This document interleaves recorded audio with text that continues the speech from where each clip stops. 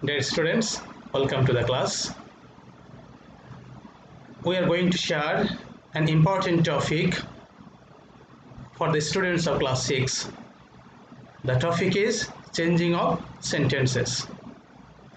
আমি মনে করি আজকের ক্লাসটি তোমাদের জন্য অত্যন্ত গুরুত্বপূর্ণ একটি বিষয়, সুতরাং এনজয় দ্য ক্লাস। প্রিয় শিক্ষার্থীবৃন্দ, সেন্টেন্সটির দিকে তাকাও।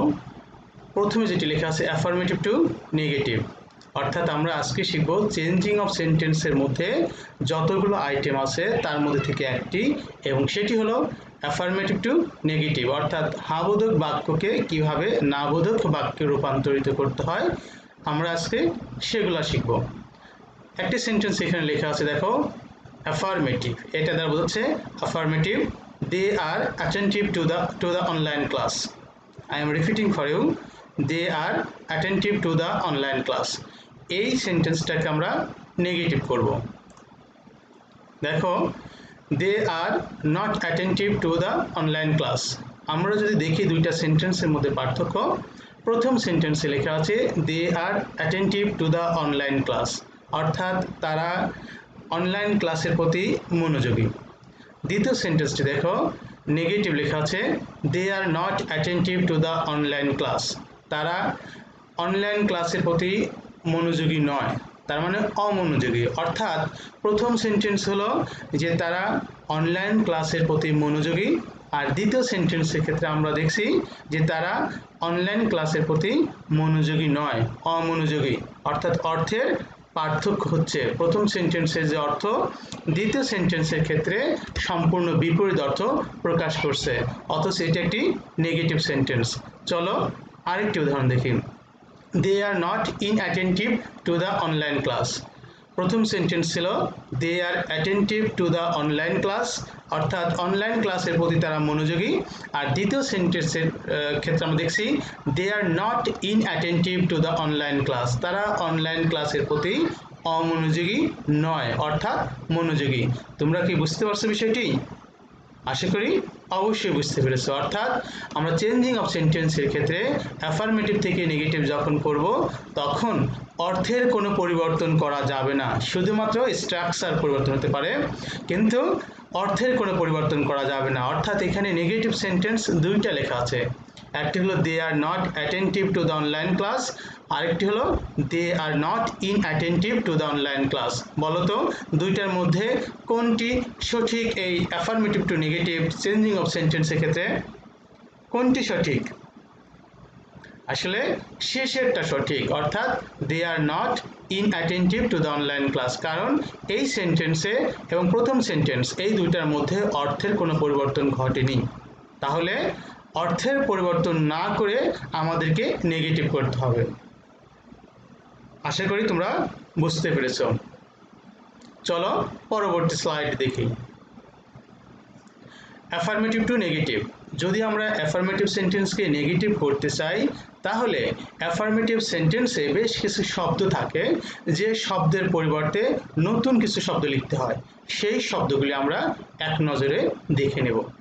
তোমরা এটা স্ক্রিনশট দিয়ে রেখে দিতে পারো যেন পরবর্তীতে বুঝতে পারো, অথবা খাতায় লিখে নিতে পারো। তাহলে যদি অ্যাফার্মেটিভ সেন্টেন্সে থাকে অনলি অথবা অ্যালোন এবং যেটি আল্লাহ বা ব্যক্তিকে বোঝাবে, তাহলে নেগেটিভ করার সময় আমরা ওয়ানলি অথবা অ্যালোন এর পরিবর্তে নান বাট লিখব। যদি ওয়ানলি দ্বারা কোনো অবজেক্ট অর্থাৎ বস্তুকে বোঝায় তাহলে ওয়ানলির পরিবর্তে আমরা লিখব নাথিং বাট। আর ওয়ানলি দ্বারা যদি age or number, that means বয়স বা সংখ্যা যদি বোঝায় তাহলে সেক্ষেত্রে আমরা ওয়ানলি এর পরিবর্তে নট মোর দেন অথবা নট লেস দেন লিখব। আমি আবার বলছি তোমাদের জন্য, ওয়ানলি যুক্ত অ্যাফার্মেটিভ সেন্টেন্সকে কিভাবে নেগেটিভ করতে হয়। ওয়ানলি দ্বারা যদি আল্লাহকে অথবা ব্যক্তিকে বোঝায় তাহলে ওয়ানলি অথবা অ্যালোন এর পরিবর্তে আমরা লিখব নান বাট। ওয়ানলি যদি বস্তুকে বোঝায় তাহলে ওয়ানলি এর পরিবর্তে লিখব নাথিং বাট। আর ওয়ানলি যদি বয়স অথবা সংখ্যা বোঝায় তাহলে ওয়ানলি এর পরিবর্তে আমরা লিখব নট মোর দেন অথবা নট লেস দেন, যে কোনো একটি লিখলেই হবে। আর যদি নাম্বার 4 অ্যাফার্মেটিভ সেন্টেন্সে যদি মাস্ট থাকে, নেগেটিভ করবার জন্য মাস্টের পরিবর্তে লিখতে হবে ক্যান নট বাট প্লাস ভার্বের প্রেজেন্ট ফর্ম। অথবা can not help plus verb এর প্রেজেন্ট ফর্ম প্লাস আইএনজি। তাহলে কি শিখছি? মাস্ট যুক্ত অ্যাফার্মেটিভ সেন্টেন্সকে নেগেটিভ করবার জন্য মাস্ট এর পরিবর্তে ক্যান নট বাট প্লাস ভার্বের প্রেজেন্ট ফর্ম লিখলে হবে, অথবা ক্যান নট হেল্প তুমি লিখতে পারো। যদি ক্যান নট হেল্প আমরা লিখি তাহলে তারপরে ভার্বের প্রেজেন্ট ফর্ম এবং তার সাথে একটি আইএনজি যুক্ত করতে হবে। এটা হলো মাস্ট যুক্ত অ্যাফার্মেটিভ সেন্টেন্সকে নেগেটিভ করবার নিয়ম। Number 5, every. এভরি যুক্ত অ্যাফার্মেটিভ সেন্টেন্সকে আমরা কিভাবে নেগেটিভ করব? ভালো করে খেয়াল করবে। এভরি যুক্ত সেন্টেন্সের ক্ষেত্রে এভরি এর পরিবর্তে লিখতে হবে দেয়ার ইজ নো। তাহলে এভরি এর পরিবর্তে আমরা কি লিখব? There is no. তারপর এই যে গ্যাপ দেয়া আছে, অর্থাৎ এভরি এর পরেই একটি শব্দ থাকবে, সেই শব্দটা লিখতে হবে দেয়ার ইজ নো, তারপরের শব্দটি, তারপর একটি বাট এবং ভার্ব থেকে শেষ পর্যন্ত লিখতে হবে। একটা উদাহরণ চলো দেখি। Every mother loves her child. Be attentive. Every mother loves her child. তাহলে আমরা দেখতে পাচ্ছি এভরি যুক্ত সেন্টেন্সকে নেগেটিভ করবার জন্য এভরি এর পরিবর্তে লিখতে হবে there is no.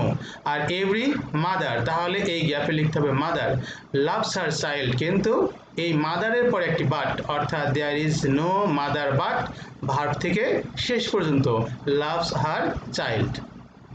Number 6, as soon as যুক্ত অ্যাফার্মেটিভ সেন্টেন্সকে যদি আমরা নেগেটিভ করতে চাই তাহলে অ্যাজ সুন অ্যাজ এর পরিবর্তে লিখব no sooner, no sooner had.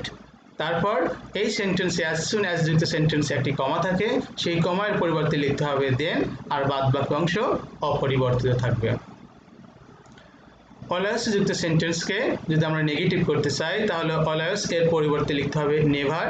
তারপর সেই সেন্টেন্সে যে অ্যাফার্মেটিভ ওয়ার্ড থাকবে বা মূল শব্দ থাকবে সেই শব্দের বিপরীত শব্দ লিখতে হবে। তাহলে অলওয়েজ যুক্ত সেন্টেন্সের ক্ষেত্রে আমরা কি শিখছি?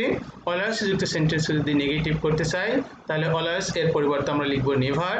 তারপর সেই সেন্টেন্সের যে অ্যাফার্মেটিভ ওয়ার্ড থাকবে we will write the opposite word of the affirmative word. Number 8, both dot dot and, অর্থাৎ বোথ ডট ডট অ্যান্ড যুক্ত অ্যাফার্মেটিভ সেন্টেন্সকে নেগেটিভ করতে হলে বোথ এর পরিবর্তে লিখতে হবে নট অনলি এবং অ্যান্ড এর পরিবর্তে লিখতে হবে বাট অলসো, আর কোনো পরিবর্তন নেই।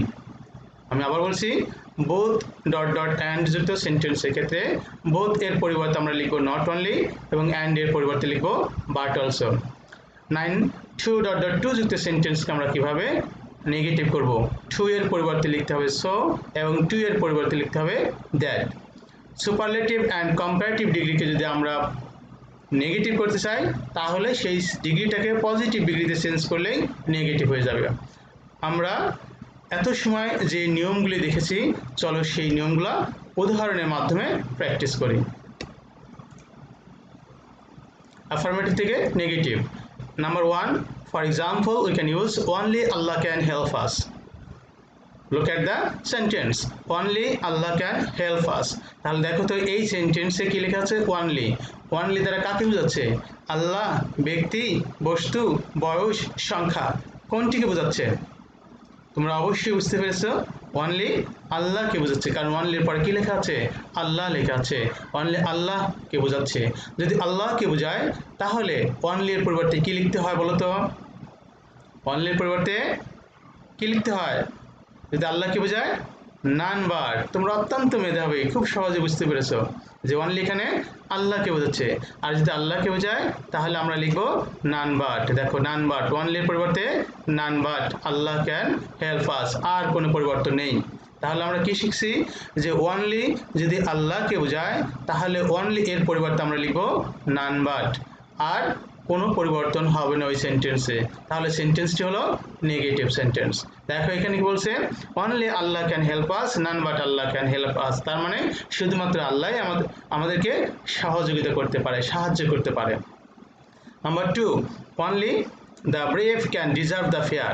এই সেন্টেন্সটি খেয়াল করো, এখানে অনলি লেখা আছে, কিন্তু এই অনলি কাকে বোঝাচ্ছে? বস্তুকে বোঝাচ্ছে না কোনো ব্যক্তিকে বোঝাচ্ছে? অবশ্যই বস্তুকে বোঝাচ্ছে না। দ্য ব্রেভ মানে কি? সাহসী মানুষকে বোঝাচ্ছে। দ্য ব্রেভ, ব্রেভ মানে সাহস, সাহসী এখানে দ্য ব্রেভ সাহসী। Only the brave can deserve the fair. তাহলে অনলি যদি ব্যক্তি বা আল্লাহকে বোঝায় আমরা কি লিখবো? নান বাট লিখবো। চলো দেখি। None but the brave can deserve the fear. এখানে অনলি দ্য ব্রেভ সাহসী মানুষকে বোঝাচ্ছে, যার কারণে অনলি এর পরিবর্তে আমরা লিখেছি none but. Number 3, only the moon was visible. Only the moon was visible, তোমরা অনেক যত্ন সহকারে খেয়াল করো। Only the moon was visible, এই সেন্টেন্সে অনলি কাকে বোঝাচ্ছে? আল্লাহকে, ব্যক্তিকে, বস্তুকে, বয়স, সংখ্যা, কোনটি বোঝাচ্ছে? দেখো তো, অনলি এর পরের শব্দটি কি? The moon. তাহলে দ্য মুন কাকে বোঝাচ্ছে? একটা বস্তুকে বোঝাচ্ছে। যদি বস্তুকে বোঝায় তাহলে অনলির পরিবর্তে কি লিখতে হয়? বলো, কি লিখতে হয়? Nothing but. তাহলে অনলির পরিবর্তে কি লিখবো? Nothing but the moon was visible. অর্থাৎ অনলি যদি বস্তুকে বোঝায় তাহলে সেক্ষেত্রে অনলির পরিবর্তে লিখতে হয় নাথিং বাট। অবশ্যই বুঝতে পেরেছো বলেই আমি বিশ্বাস করছি। Number 4, he is only 13। He is only 13, খেয়াল করো এখানে অনলি শব্দটি আছে। এই অনলি কাকে বোঝাচ্ছে? হি ইজ অনলি 13, তার বয়স মাত্র 13 বছর বয়স। তাহলে এটা কি বোঝাচ্ছে? সংখ্যা, বয়স বা সংখ্যা। এখানে বয়স বোঝাচ্ছে। আমরা তো আগেই জেনেছি যদি অনলি দ্বারা বয়স বা সংখ্যা বোঝায় তাহলে কি লিখতে হয়? মনে আছে তোমাদের? চলো দেখি। বয়স বা সংখ্যা বোঝালে নট মোর দেন অথবা নট লেস দেন লিখতে হয়। তাহলে এখানে লেখা আছে হি ইজ নট মোর দেন 10, অর্থাৎ সে 10 বছরের অধিক নয়। সরি, এখানে 13 হবে। You can correct the word 13। He is not more than 13, অর্থাৎ এখানে অনলি বয়স বোঝাচ্ছে, সেজন্য আমরা লিখবো নট মোর দেন। আবার নট লেস দেনও লেখা যেতে পারে, যে কোনো একটি লিখলেই হবে। নট মোর দেন অথবা not less than 13, not 10, here 13। Number 5, man must submit to destiny. এতক্ষণ আমরা অনলি বা অ্যালোনের ব্যবহার শিখেছি, এখন দেখব মাস্টের ব্যবহার। মাস্ট যুক্ত অ্যাফার্মেটিভ সেন্টেন্সকে কিভাবে নেগেটিভ করতে হয় তোমাদের কি মনে আছে? Thank you. মাস্ট থাকলে মাস্টের পরিবর্তে লিখতে হয় ক্যান নট বাট অথবা ক্যান নট হেল্প। যদি আমরা ক্যান নট হেল্প লিখি তাহলে ভার্বের সাথে আইএনজি করতে হবে। চলো উদাহরণটি দেখি। Man must submit to destiny, man can't but submit to destiny. এখানে মাস্টের পরিবর্তে লেখা হচ্ছে দেখো ক্যান নট বাট।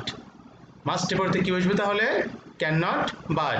যদি আমরা ক্যান নট হেল্প লিখি তাহলে সাবমিটের সাথে আইএনজি যোগ করতে হবে। আশা করি তোমরা বুঝতে পেরেছ। Number 6, he has to go there. যদি কোনো সেন্টেন্সে হ্যাজ টু থাকে মাস্টের মতোই পরিবর্তন করতে হবে has to. He has to go there, তাহলে কি হবে? Can not but. He can not but go there. Must থাকলে যেরকম ক্যান নট বাট হয় অথবা ক্যান নট হেল্প হয়, অনুরূপভাবে যদি কোনো সেন্টেন্সে অ্যাফার্মেটিভ সেন্টেন্সে হ্যাজ টু থাকে তাহলে হ্যাজ টু এর পরিবর্তে লিখতে হবে ক্যান নট বাট। যদি সেন্টেন্সে হ্যাড টু থাকে, দেখো হ্যাজ প্রেজেন্ট ফর্ম আর এর পাস্ট ফর্ম হলো হ্যাড। হ্যাড থাকলে পাস্ট ফর্ম, তাহলে ক্যানের পাস্ট ফর্ম কি হয় বলো তো? ক্যানের পাস্ট ফর্ম কি? Thank you. ক্যানের পাস্ট ফর্ম হলো কুড। তাহলে আমরা কি লিখবো? Could not. He could not but go there. আমরা কি শিখছি? যদি অ্যাফার্মেটিভ সেন্টেন্সে হ্যাজ টু থাকে তার পরিবর্তে আমরা লিখব ক্যান নট বাট, আর যদি অ্যাফার্মেটিভ সেন্টেন্সে হ্যাড টু থাকে তাহলে তার পরিবর্তে আমরা লিখব could not but. He could not but go there. Number 8, everybody believes an honest man. প্রিয় শিক্ষার্থীবৃন্দ খেয়াল করো, everybody believes an honest man. তোমরা কি এমন কোনো শব্দ খুঁজে পাও যে সেন্টেন্সটাকে আমরা পরিবর্তন করব? দেখো তো কোন শব্দটি আমরা পরিবর্তন করব এই সেন্টেন্সে? কাকে অনুসরণ করে আমরা এটাকে নেগেটিভ করব?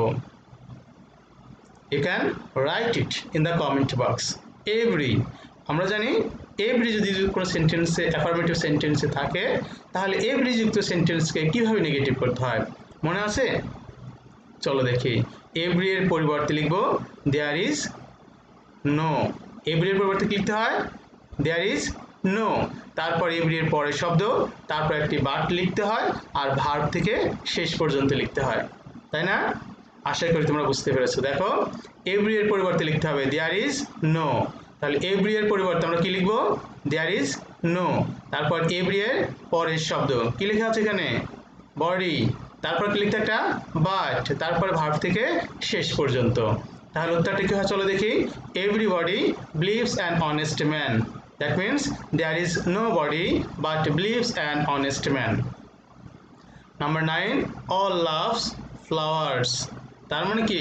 অল লাভস ফ্লাওয়ার্স, সবাই ফুলকে ভালোবাসে।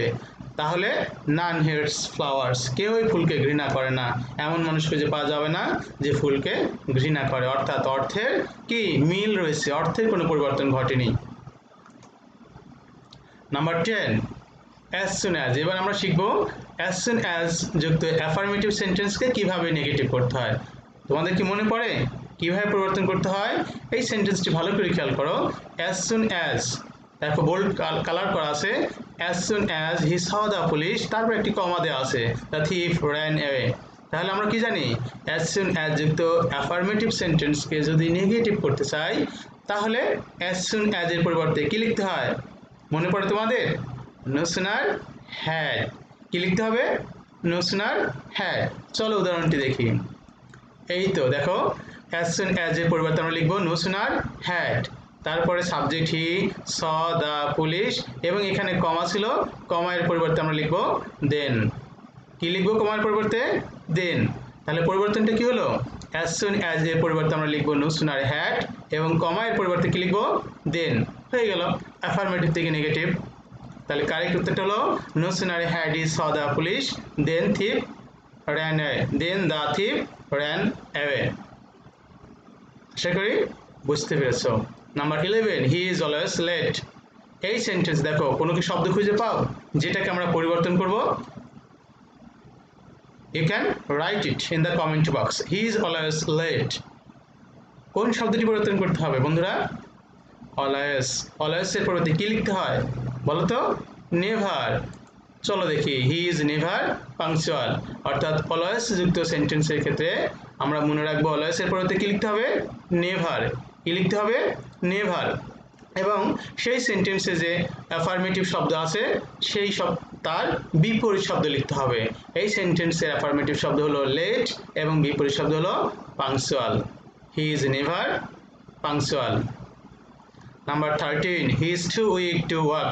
দেখো টু যুক্ত সেন্টেন্সকে কিভাবে নেগেটিভ করতে হয় মনে পড়ে তোমাদের? টু এর পরিবর্তে টু এবং টু দুইটার শব্দ, দুইটার ক্ষেত্রে পরিবর্তন আনতে হবে। চল আমরা দেখি। হি ইজ সো উইক, তাহলে টু এর পরিবর্তে কি লিখতে হবে? সো। টু এর পরিবর্তে কি লিখবো? সো। তারপর উইক ছিল উইক অ্যাডজেক্টিভ, এবং টু এর পরিবর্তে দ্যাট। টু এর পরিবর্তে দ্যাট। তাহলে সো উইক দ্যাট প্রথম সাবজেক্টের সাথে রিলেটেড একটি সাবজেক্ট হি। যেহেতু এই সেন্টেন্সটা আছে প্রেজেন্ট টেন্সে সেজন্য আমরা লিখব ক্যান, এবং একটি নট ইউজ করতে হয়, can not work. He is too weak to work, that means he is so weak that he can not work. I am again repeating for you. Too যুক্ত সেন্টেন্সের ক্ষেত্রে টু এর পরিবর্তে আমরা লিখব সো, তারপর যে শব্দটা থাকবে সেটাই থাকবে, তারপর টু এর পরিবর্তে লিখবে একটি দ্যাট, তারপর এই সেন্টেন্সে যে প্রথম সাবজেক্ট দেওয়া আছে এই সাবজেক্টের প্রোনাউন ফর্ম এখানে প্রোনাউন দেওয়া আছে, সেজন্য এখানে প্রোনাউন যদি নাউন থাকতো তাহলে এখানে আমরা সেই নাউনের প্রোনাউন লিখব। তারপর একটি টেন্স অনুসারে ক্যান নট অথবা কুড নট, যেহেতু এটি প্রেজেন্ট টেন্স আছে সেজন্য এখানে ক্যান নট। যদি এখানে ওয়াজ থাকতো তাহলে আমরা লিখতাম কুড নট আর তারপরে শব্দটি। আশা করি নিয়মগুলো তোমরা বুঝতে পেরেছো। হোমওয়ার্ক। প্রিয় শিক্ষার্থীবৃন্দ, এখন ছোট্ট একটি টেস্ট তোমাদের জন্য, যেটি হোমওয়ার্ক হিসেবে তোমরা নিতে পারো। আর এই কাজটি করে অবশ্যই তোমরা আমার কমেন্ট বক্সে তোমরা লিখতে পারো। আমি তোমাদের উত্তরগুলি দেখতে চাই যে তোমরা আসলে সঠিকভাবে সুন্দরভাবে বুঝতে পেরেছো কিনা। Number 1, everybody likes an honest man. Number 2, they are very attentive to the online class. Number 3, he is always punctual. এই তিনটা তোমাদের হোমওয়ার্ক। তিনটা সেন্টেন্সকে অ্যাফার্মেটিভ থেকে নেগেটিভ করবা, এবং সেটা আমার যে ভিডিও থাকবে তার নিচে তোমরা এটি অবশ্যই কমেন্ট বক্সে লিখে আমাকে জানাবে, অথবা ফোন করেও আমার সাথে যোগাযোগ করতে পারো। আমি তোমাদের কাছ থেকে চাই সঠিক উত্তরটি। প্রিয় শিক্ষার্থীবৃন্দ, আজকে এ পর্যন্তই। Thanks to all. See you again in the next class. আল্লাহ হাফেজ।